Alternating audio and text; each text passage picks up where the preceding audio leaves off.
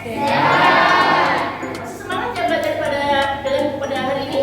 Masih.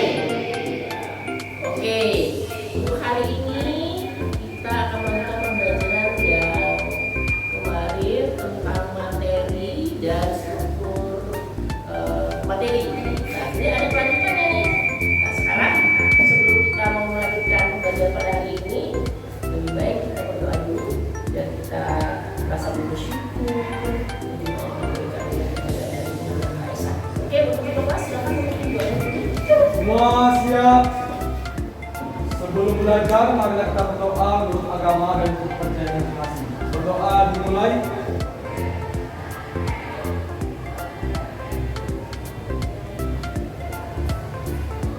Berdoa selesai. Beri salam. Selamat siang, Bu. Siang semuanya, terima kasih. Tetap semangat ya.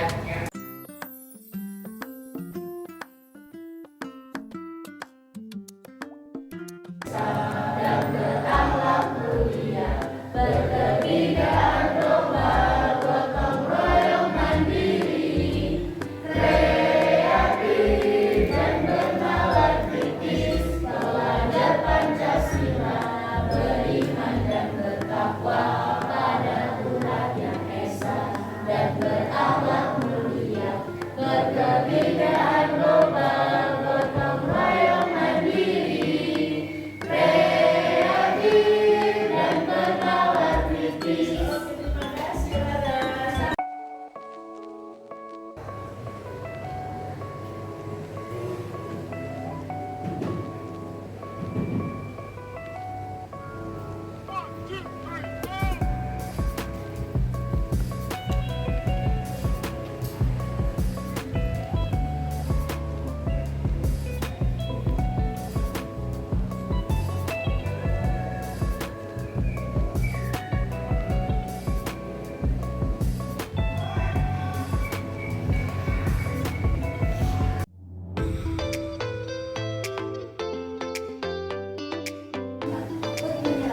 Oke, terima kasih. Silakan semuanya.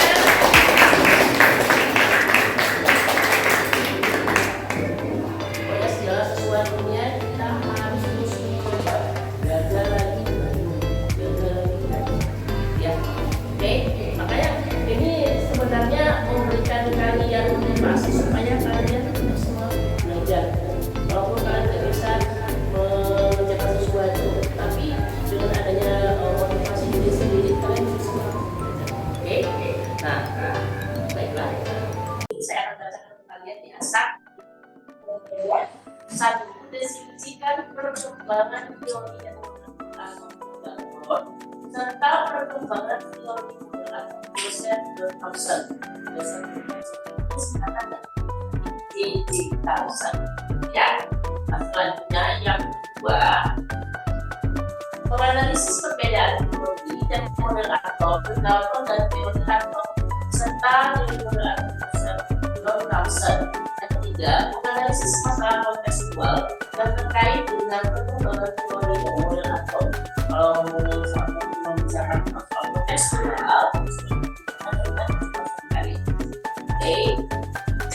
Selanjutnya, ini kita mulai masuk nih di dalam permasalahan. Ya, itu ada tiga berarti.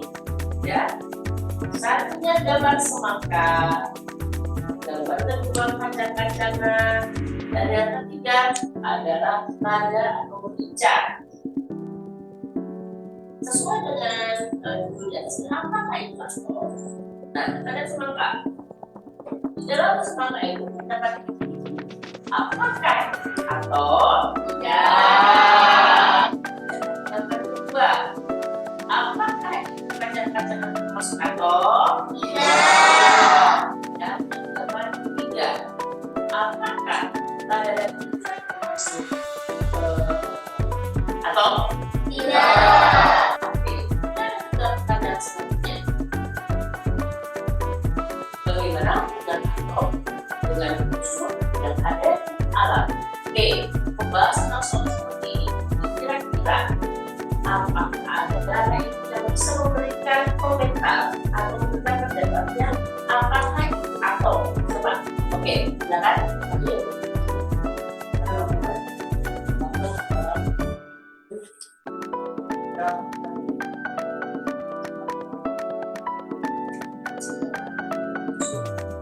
Makasih Rahil. Ada pendapat yang lain? Oh ya, silakan. Ya. Ya.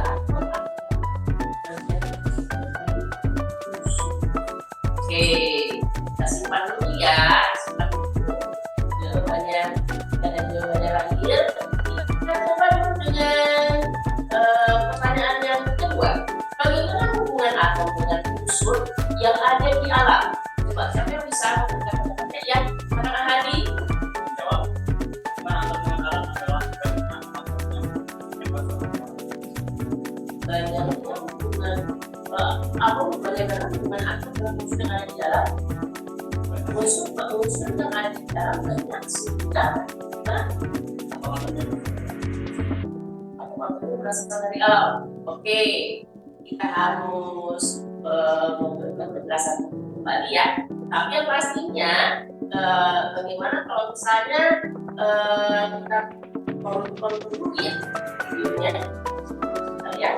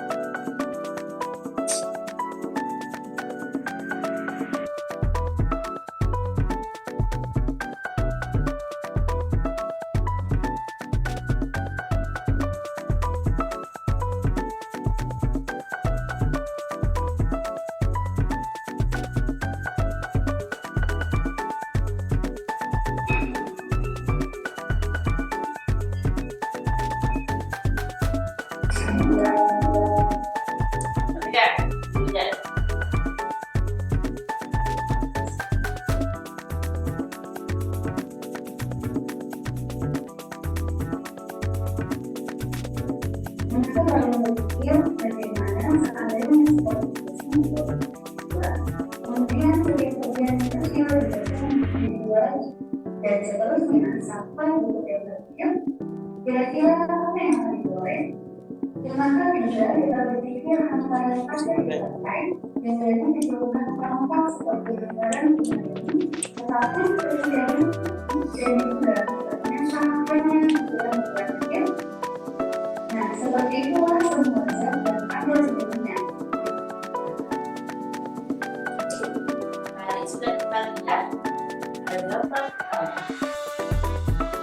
bagian besi kecil dan kecil dan juga pasien yang terpakai bagus sekali ya. Kira-kira apakah itu masuk atau apakah itu masuk atau tidak? Bagian-bagian besi yang kecil apakah itu sudah merupakan bagian dari atom? Tidak.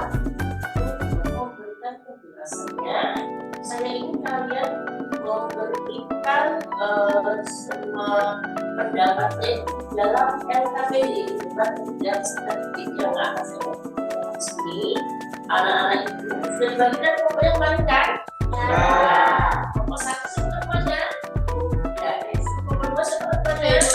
Ya, kelompok tiga sama kelompoknya. Ya, oke. Itu saya akan membagikan LKPD-nya.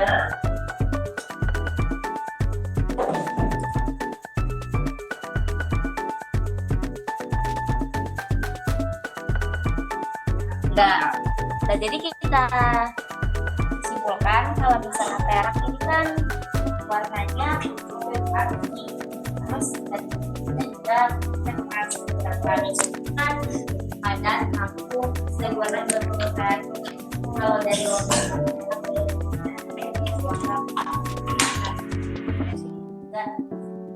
dalam saya dan kaki sampai yang enggak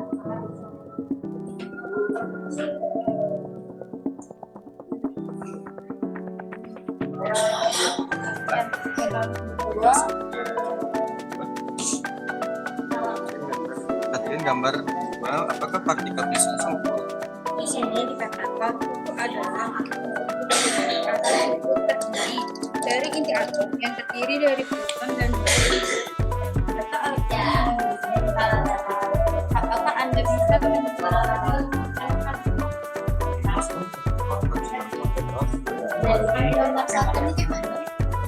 Ini kamu potong dulu gambarnya, tidak?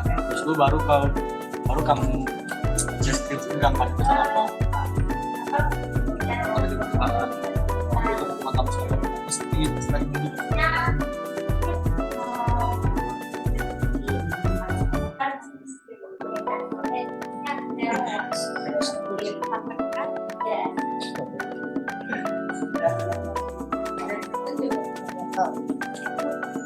dalam sifat kan dia sama, terus dalam bentuk dan warna juga dia ada perbedaan.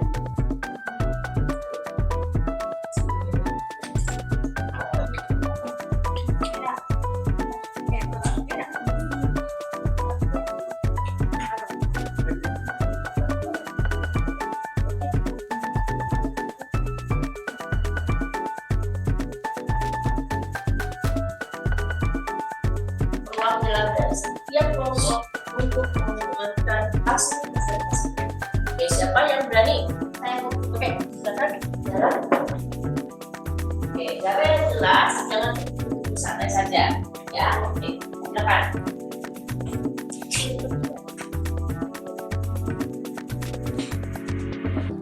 Assalamualaikum warahmatullahi wabarakatuh. Waalaikumsalam warahmatullahi wabarakatuh. Selamat siang semuanya.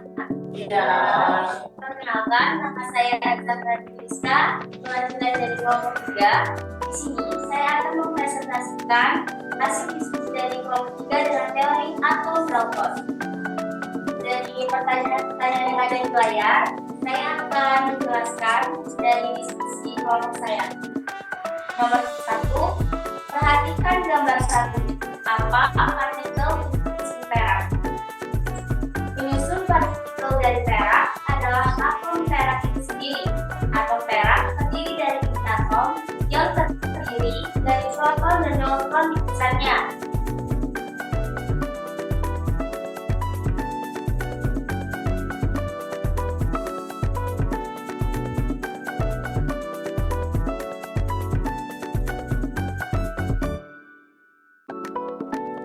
Sendiri.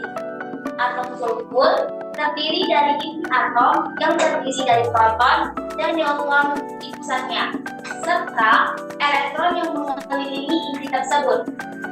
Nomor 3, bunyi postulat Dalton. Setiap unsur terdiri dari partikel-partikel kecil yang disebut atom, dan atom-atom ini dari satu unsur tidak dapat berubah menjadi atom-atom dari unsur yang lain. Nomor 5, perhatikan gambar 2. Apakah bentuk atom-atom sulfur memiliki sifat yang sama atau berbeda? Atom-atom pembentuk unsur sulfur memiliki sifat yang sama karena sulfur adalah unsur kimia dengan nomor atom 16, yang berarti semua atom sulfur memiliki 16 proton dalam inti atomnya. Itu dia hasil diskusi dari kelompok 3. Adakah yang ingin bertanya? Siapa yang ingin bertanya? Ya, Risma dari kelompok berapa tuh? Silakan. Perkenalkan, nama saya Fatul Rahman. Saya ingin bertanya tentang mengapa sifat atom penyusun perak dan sulfur dikatakan sama. Terima kasih, Bu. Oke, terima kasih Risma. Ada lagi Ferdinand, silakan.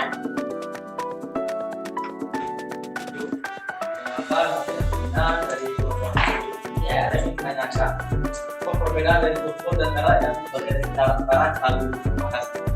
Baiklah, terima kasih atas pertanyaannya. Saya menjawab dari Isma dari kelas 2. Mengapa sifat atom struktur dan atom harus dikatakan sama? Karena sulfur dan perak adalah struktur kimia dengan ditandai oleh proton yang sama pada inti atomnya. Dan saya juga akan menjawab pertanyaan dari Ferdinand dari kelompok 1. Apa perbedaan dari sulfur dan perak yang saya ketahui? Sulfur memiliki ciri-ciri yang berbeda dari perak. Sulfur terbentuk pada zat dan lampu. Sulfur berwarna kuning. Sulfur tidak termasuk logam. Sedangkan perak memiliki bentuk yang keras, berwarna putih dan mengkilap, dan perak termasuk logam. Demikian jawaban saya. Apakah Ferdinand dan Isma sudah menurut saya? Oke, sebelum itu, sebelum kami saya minta Sarah memberikan kesimpulan khusus untuk model atom 1A. Silakan. Baiklah, dari kesimpulan saya, dari partikel penyusun perak dan penyusun sulfur itu adalah dari partikel penyusun perak itu dari peraknya itu sendiri, sedangkan sulfur itu dari sulfurnya sendiri. Dan dari sifat dari atom penyusun perak dan penyusun sulfur itu sama karena perak dan sulfur memiliki unsur intinya yang ditandai oleh jumlah proton yang sama pada atomnya. Itu dia kesimpulan dari saya, Bu. Beri aplaus untuk kelompok.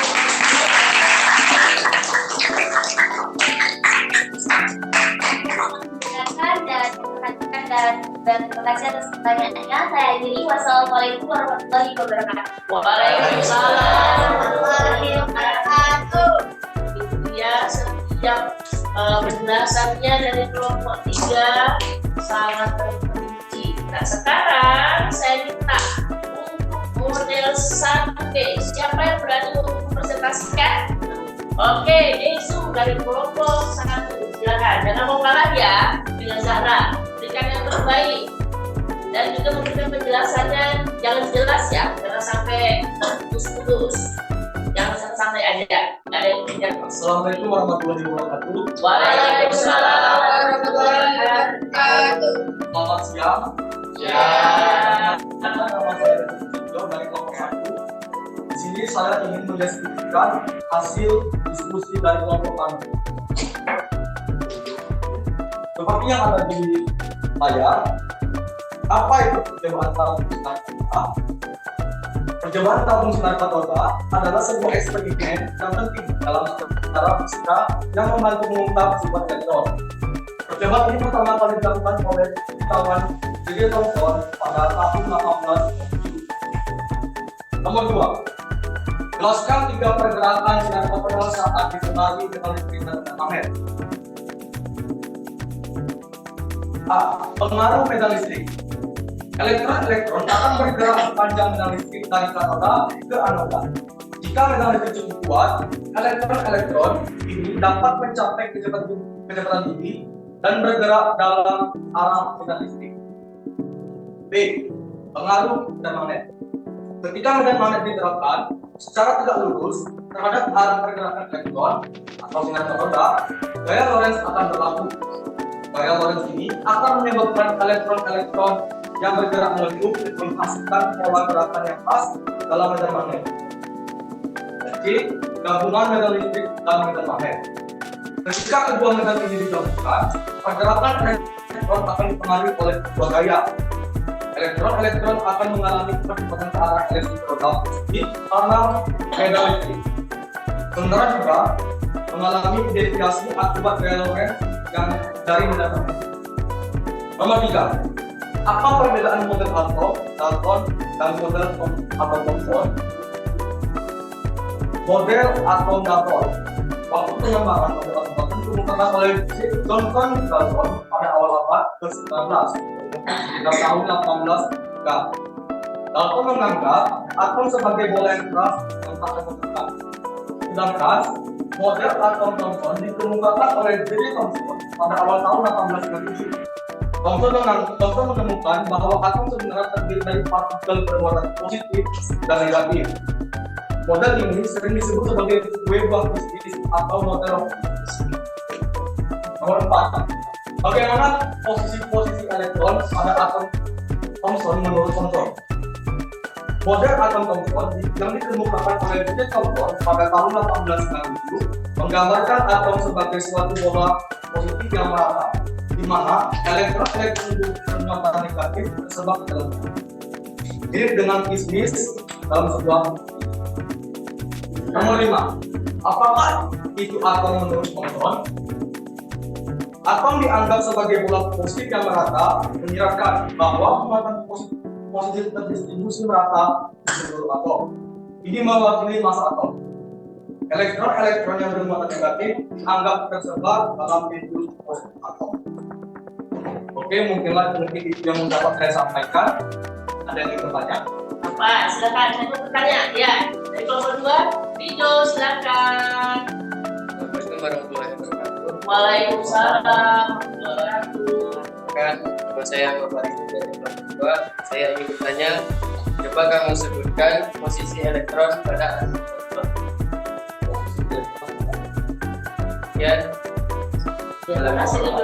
Ada lagi yang ingin bertanya? Silakan. Oh, ada Ayu, silakan Ayu. Ya.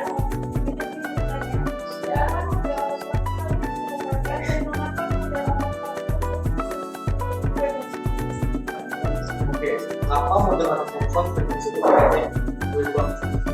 Oke, saya akan menjawab pertanyaan dari Rido dari kelompok 2. Coba kamu jelaskan posisi elektron pada atom Thomson.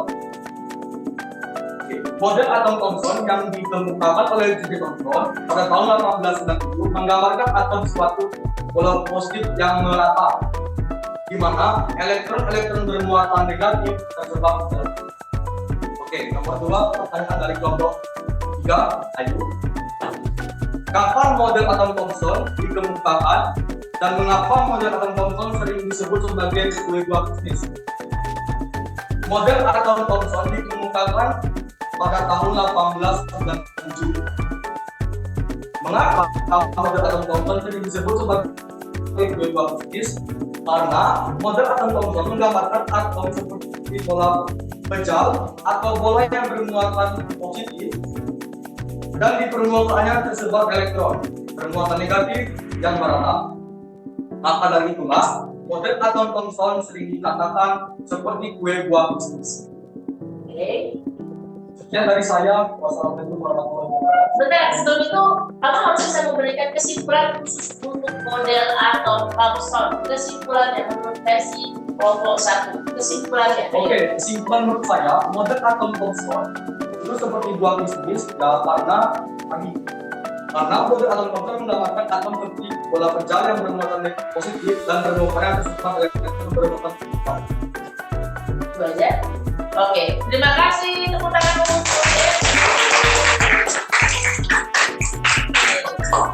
telah mendengarkan penjelasan yang baik dari kelompok 1 dan kelompok 3. Berharap nih ada kesimpulan keseluruhan dari materi kita pada hari ini, yaitu model atom Dalton dan model atom Thomson. Siapa yang bisa memberi? Oke, kelompok 2, Risma, silakan.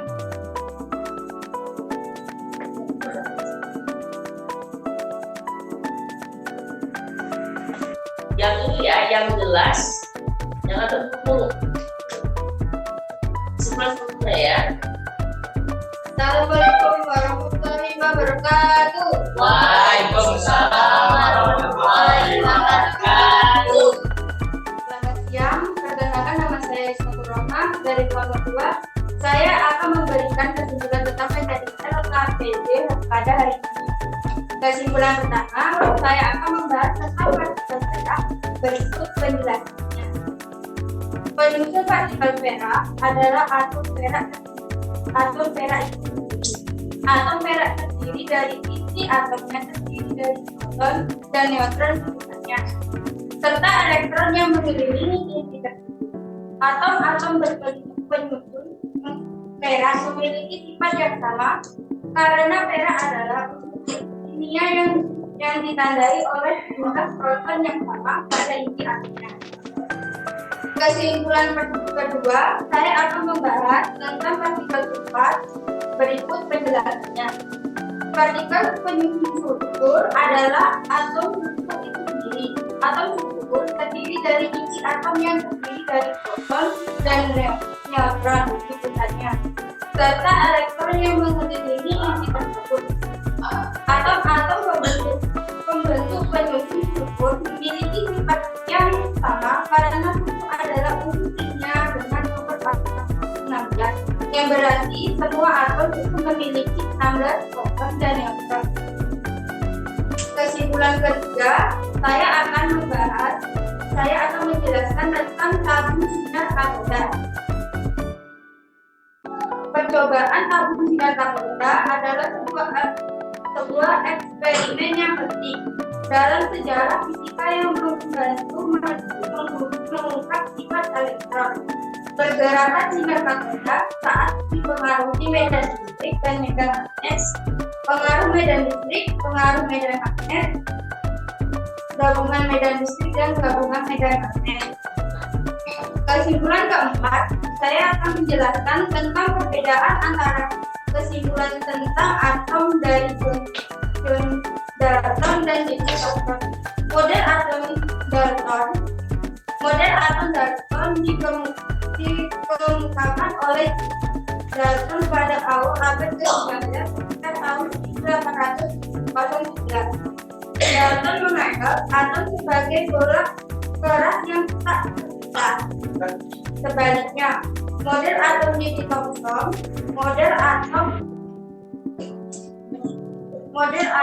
Thomson dilakukan oleh Thomson pada tahun 1890.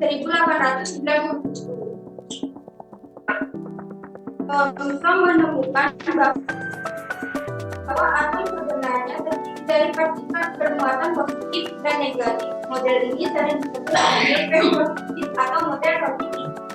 Sekian dari saya, kurang lebihnya jika ada salah kata mohon dimaafkan. Sekian dari saya, wassalamualaikum warahmatullahi wabarakatuh.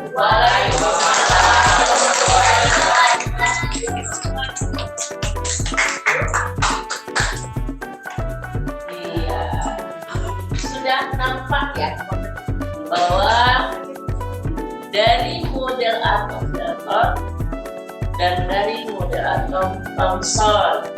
Jadi kalau disimpulkan bahwa model atom Dalton dia seperti bola kejam yang tidak bisa pecah, yang tidak berpecah, ya itu. Sedangkan kalau model atau Thomson dia seperti roti kismis, dimana kismisnya itu merupakan elektron. Oke, sepertinya sudah waktunya kita mengakhiri pembelajaran pada hari ini.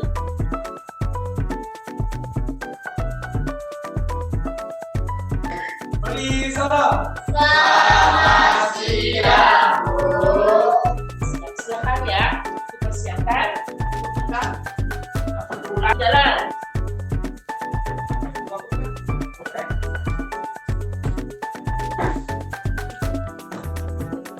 Jalan ya. Apa lagi? Jalan. Oh ya, yang KPD-nya paling tak ya. Saya ambil nilai. Makasih, Bu. Ayo, Pak. Semangat ya. Oke. Terima kasih. Hati-hati di jalan. Terima kasih. Terima kasih.